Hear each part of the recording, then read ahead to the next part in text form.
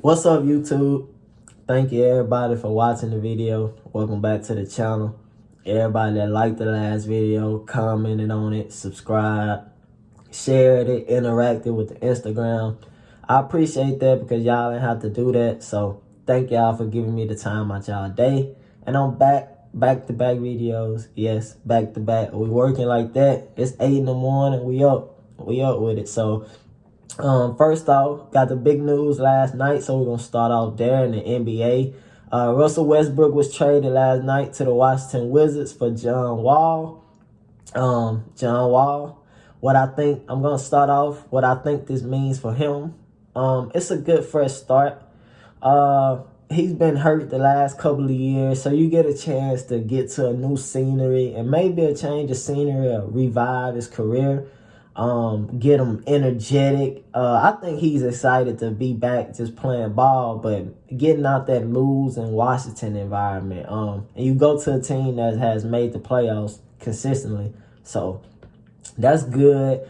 Also, what I think this means for Harden, and I'll get to Westbrook in a second, but what I think this means for James Harden is I think he at least stays in Houston one more year and they run it back. They picked up Christian Woods in free agency. They picked up DeMarcus Cousins. You acquired John Wall. So I think they're going to try to... I know they really want him to stay. All the reports and stuff I've been seeing, they really want him to stay. They got the new head coach because of him and Westbrook were on board with their head coach. So they really are trying to get him to stay. Maybe Harden gets moved next off season or in the middle of the season. I'm not sure, but I feel like they're gonna convince him to run it back at least one more season. And if the Rockets do trade James Harden, it's gonna be for the haul. Drew Holiday was traded to the Bucks for 4 first-round picks, and Drew Holiday, James Harden. Drew Holiday is a hell of a player. He's one of the most underrated players in the league, but he's still not James Harden. So I don't feel the Rockets would just take anything for him. What team really can give the best offer right now? Who? I really don't know at this time. I really don't know.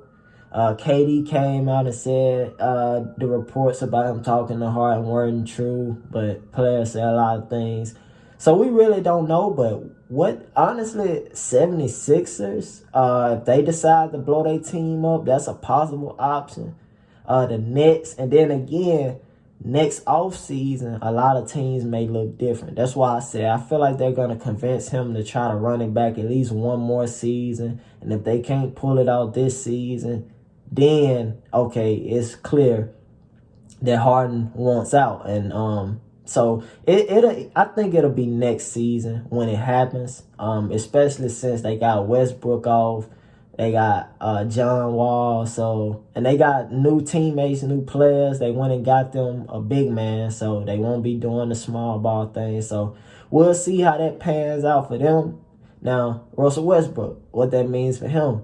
The Wizards were on the outside looking in of the playoffs last year.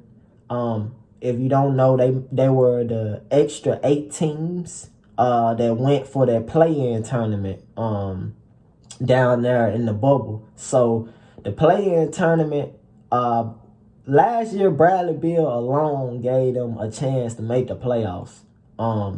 And I feel like Bradley Beal should have been an All-Star last year. That was so crazy. He was the biggest snub of the All-Star game. How can you average 29 points and don't make the All-Star team? I don't know. And a very efficient 29 points too. Not jacking up a bunch of shots to get it either. But Bradley Beal, Russell Westbrook. Russell Westbrook teaming up with an all-star caliber player, a really great shooter. That's good. They have shooters in Washington. They got a nice young core. They drafted a player last year, Rue. I don't know how to pronounce his last name, but I know his first name is Rue. He's out of China. Real nice two-way player. Y'all can check him out. He had a pretty okay, rookie season, but you can see the development as the season went on and they got to play. Bradley Beal was the vet last year. He had to lead a team full of young guys. Now Russ comes in. Russ is more of a veteran than him. And I think they'll help each other. You look at Bradley Beal and what he brings to the table. That's an elite scorer playing with Westbrook. So Westbrook and Bradley Beal shouldn't have no problem coexisting with each other.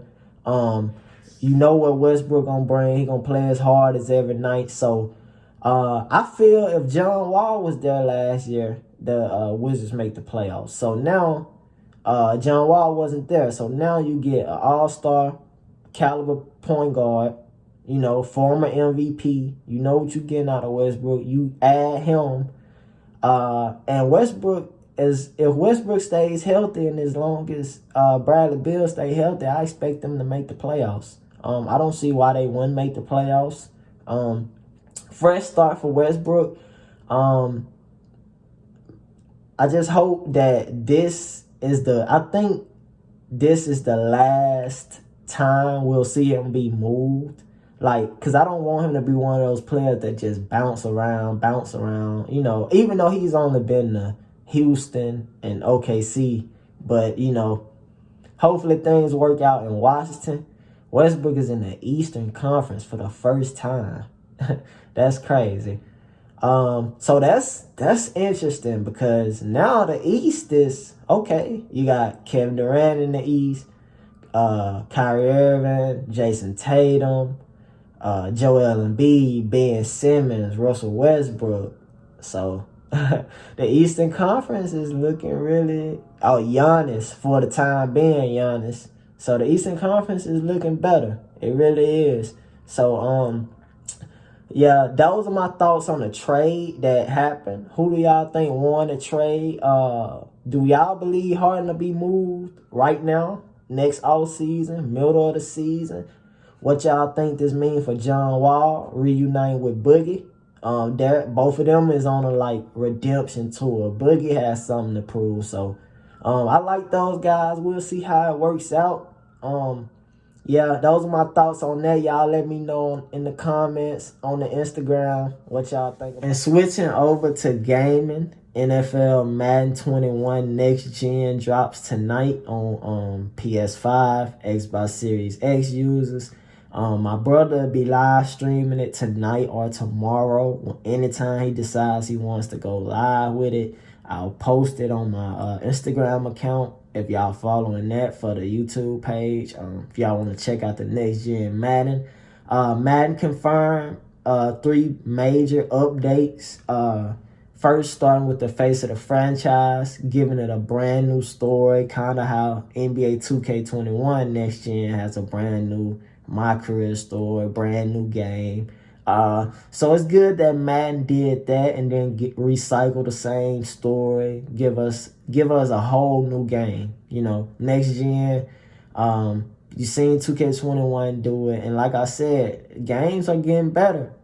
These Next Gen, everything I've seen so far about Next Gen been pretty good. So gaming is getting better, and hopefully Madden delivered on their promise, They said they listened to the fans, and the fans also asked for updates on Connected Franchise, and it is confirmed. They said they updated Connected Franchise, giving it a different feel, more of a owner/GM type feel. So if you doing those Connected Franchises with your friends, family, anybody like that, the online ones, they added new features. I'm sure they brought back some old ones as well. So I'm ready to do that, ready to start some Connected Franchises and really just have fun on it. Once again, anytime we decide to live stream it, I'll post about it on the Instagram. So make sure you following that. And we're going to end the video off in the NFL. NFL weekend is approaching us. Some good games this week, but we ain't going to talk about the games in this video. I got a topic, a question that I got to ask y'all. Question was asked to me. It was a pretty good question, so we're gonna go ahead and answer it. And also, I have the 3 candidates for it. They're in the running for this award. So In the NFL, who do you guys got winning NFL Defensive Player of the Year? Aaron Donald, Myles Garrett, or T.J. Watt? And all those guys, all three of those guys really turning their game up this year. Every time you watch a game of the Steelers, T.J. Watt is popping out the screen.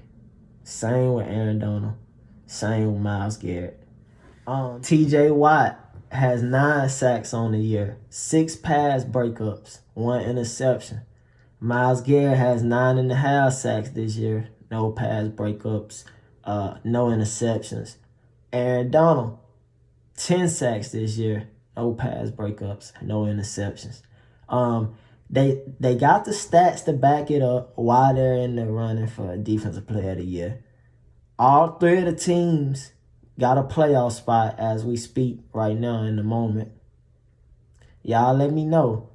T.J. Watt, he just, man, when if you watch that Baltimore game yesterday, he was just special. He really controlled that whole game, that whole defensive line. He controlled it. They stepped up and they went into that game. And as I said yesterday, I would not be surprised if that game was a tight game, because that's an AFC North, 2 battle-tested teams that just went in there. And they hate each other, so they really wanted to win. And I give my hat off to the Ravens. They went out there with all those players missing from COVID, and they really played hard. Their defense really, really played hard. Neither team really couldn't get anything going into the fourth quarter. Ravens, it was kind of too late for them. But the game was a pretty good game overall. It was pretty much what I expected. AFC North, chippy. There was some fighting and pushing going on. It's going to always be like that in the Steelers-Ravens game. But all three of those guys are special, and they really got their team balling. You watch a Browns game, you watch a Steelers game, you watch a Rams game, they popping off the screen. They making plays, and they showing you why they name is they name, why they making that much money. Even Myles Garrett, the 3 losses that the Browns have, it was because they got a lot of points scored on them. The defense didn't really play well. They're not really winning because of their offense. Well, Nick Chubb is going crazy. Jarvis Landry had a big game this past week, but outside of that, it's not really because of the offense. It's because of the running game controlling the time of possession and the defense playing well. But winning the award, saying all that, I would have to go with T.J. Watt. T.J. Watt just really doing his thing right now. His team is perfect. No losses on the season yet. How can you not reward that? And he got the stats to back it up. Pass breakups and the interception. So y'all let me know who y'all got. What do y'all think about me picking T.J. Watt? Would y'all have chose Myles Garrett? Would y'all have chose Aaron Donald? Let me know in the comments. Yeah, y'all let me know. And before I end the video, I got some big news I really wanted to tell y'all about. It's this project that I'm working on. I'm actually working on 2 projects, but I put a poll up on my Instagram. You guys voted, and the winner of the vote was, my next video is going to be about the dynasty of the Chicago Bulls. I'm really working on it, taking my time on it, so it can be the best possible video that it can be. Thank y'all for even interacting and voting on the poll. I'll be putting more up about other videos and other topics, so make sure y'all looking out for that. But it's gonna be about the dynasty of the Bulls, the rise, the fall, everything. Some stuff that The Last Dance covered, some stuff that The Last Dance didn't cover. I'm a big Michael Jordan fan, so I'm gonna make sure that this video is as great and as, good as it possibly can be, because I just want to bring the best content for y'all. Y'all voted on it, so y'all got it. I appreciate y'all for sitting through this video, watching it, liking it, commenting. Everybody that's been showing love and support, I appreciate it. Nothing but love, man. I appreciate all y'all. That's why I gave y'all back-to-back videos. So, yeah, I hope everybody have a good day. And next time y'all see me, it'll be for the dynasty of the Bulls. All right, y'all.